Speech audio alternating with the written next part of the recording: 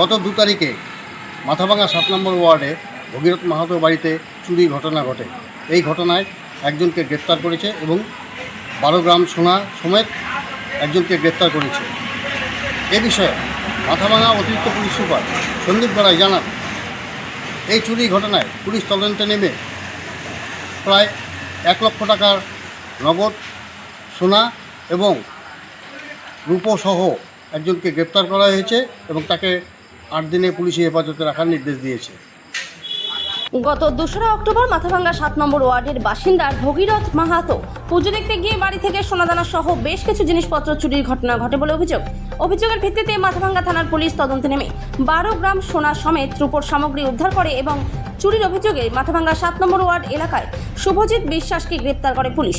মঙ্গলবার সন্ধ্যা 5:30 নাগাদ সাংবাদিক সম্মেলনে অতিরিক্ত পুলিশ সুপার সন্দীপ গড়াই জানান, মাথাভাঙ্গা শহরে চুরির ঘটনায় 1 লক্ষ টাকার সোনা রূপার সামগ্রী উদ্ধার করা হয়েছে এবং চুরির অভিযোগে শুভজিৎ বিশ্বাসকে গ্রেপ্তার করা হয়েছে। তাকে আদালতে তোলা হলে আদালত 8 দিনের পুলিশ হেফাজতে রাখার নির্দেশ দিয়েছে। এই চুরির ঘটনায় পুলিশ তদন্ত শুরু করেছে এবং এই চুরির ঘটনায় আরও কেউ জড়িত রয়েছে কিনা তা পুলিশ তদন্ত শুরু করেছে। এই মাসের আমাদের 2 তারিখে আমাদের মাথাভাঙা থানাতে একটা কমপ্লেন আসে ভগীরথ মাহাতো ওনার কাছ থেকে, যে উনি কমপ্লেনে বলেন যে উনি ওই 1 তারিখে পুজো দেখতে গেছিলেন সন্ধ্যার দিকে সমস্ত পরিবারের সকলকে নিয়ে। তো তখন বাড়ি ফাঁকাই ছিল এবং তারপরে উনি পুজো দেখে যখন ওই ভোরের দিকে বাড়ি ফেরেন তখন দেখেন যে ওর বাড়িতে কেউ ঢুকেছিল এবং বাড়ি থেকে ঢুকে তার বাড়িতে অনেক কিছু জিনিসপত্র চুরি করে নিয়ে গেছে, সোনার এবং রূপোর কিছু গহনা। তো সেই কমপ্লেনের বেসিসে আমাদের মাথাভাঙা থানায় একটা কেস রেজিস্টার হয় এবং আমাদের মাথাভাঙা থানার অফিসার আমাদের আছেন পিএসআই অপূর্ব রয়, খুব ভালোভাবে সেটাকে ইনভেস্টিগেট করে এবং ইনভেস্টিগেট করার পর আমরা সোর্স মারফত একজনকে অ্যারেস্ট করি। তার নাম হচ্ছে শুভজিৎ বিশ্বাস। তাকে আমরা অ্যারেস্ট করি এবং অ্যারেস্ট করার পর তাকে আমরা 8 দিনের পুলিশ রিমান্ডে নিয়ে থাকি।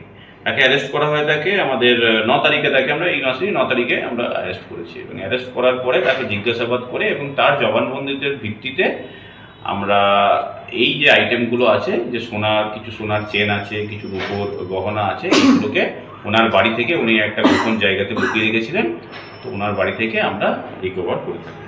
এবং এই টোটাল যে জিনিসগুলো আছে প্রায় এটাতে 2টো সোনার চেন আছে, রূপের গহনা আছে, প্রায় 1,50,000 টাকার আইটেম উনি চুরি করেছিলেন, পুরোটাই আমরা রিকভার করেছি। স্যার, কতখানি সোনা রূপো? এর উপর আছে 2টো সোনার আইটেম আছে আমাদের কাছে, ওই 12 গ্রাম মতো 12 গ্রাম মতো সোনার আইটেম আছে। বাকি আরও কিছু রূপোর আইটেম আছে। প্রায় এর বাজার মূল্য সমস্ত কিছু মিলিয়ে আমরা যেটা দেখেছি প্রায় 1,50,000 টাকা। স্যার, এই চুরির ঘটনায় কি উনি একাই জড়িত? আমরা এখনো পর্যন্ত তদন্ত করে যেটা দেখলাম উনিই করেছেন চুরিটাকে এবং ওনার সেজন্য ওনাকে অ্যারেস্ট করেছি আমরা। এর আগে কি এই চুরির সঙ্গে যুক্ত ছিল আরো? এখনো পর্যন্ত আমরা ওনার কোনো হিস্ট্রি পাইনি, আমাদের কোনো কেস নেই, বাট আমরা তদন্ত করে দেখব উনি যদি এরকম কোনো ঘটনা অ্যাভয়েড করেছেন কিনা, তদন্ত করে আমরা দেখব। স্যার, ভগীরথ দাস মানে কোথায় বাড়ি? ওনার বাড়ি হচ্ছে মাথাভাঙা আমাদের টাউনেই 7 নম্বর ওয়ার্ডে ওনার বাড়ি। সেখান থেকে চুরিটা? হ্যাঁ, ওনার বাড়ি থেকে চুরিটা হয়েছিল যখন উনি বাড়িতে সবাই পুজো দেখতে গেছিলেন এবং বাড়িটা পুরো একা ছিল, ফাঁকা ছিল। ওনার বাড়ি শুভজিৎ বিশ্বাসের বাড়ি হচ্ছে 7 নম্বর ওয়ার্ড মাথাভাঙাটা। ভগীরথ একটা অভিযোগ করছিলেন যে বেশ কিছু অর্থাৎ প্রায় 10 লক্ষ টাকার সোনা হারিয়েছে। ওটাটা কি পাওয়া গেছে স্যার? মানে উনি যেরকম অভিযোগ করেছেন সেই অনুযায়ী এখনো পর্যন্ত এই জিনিসটা আমরা রিকভারি করেছি এবং বাকিটা আমরা আরো তদন্ত করে দেখছি। যদি আরো কিছু থাকে ডেফিনেটলি করেছি।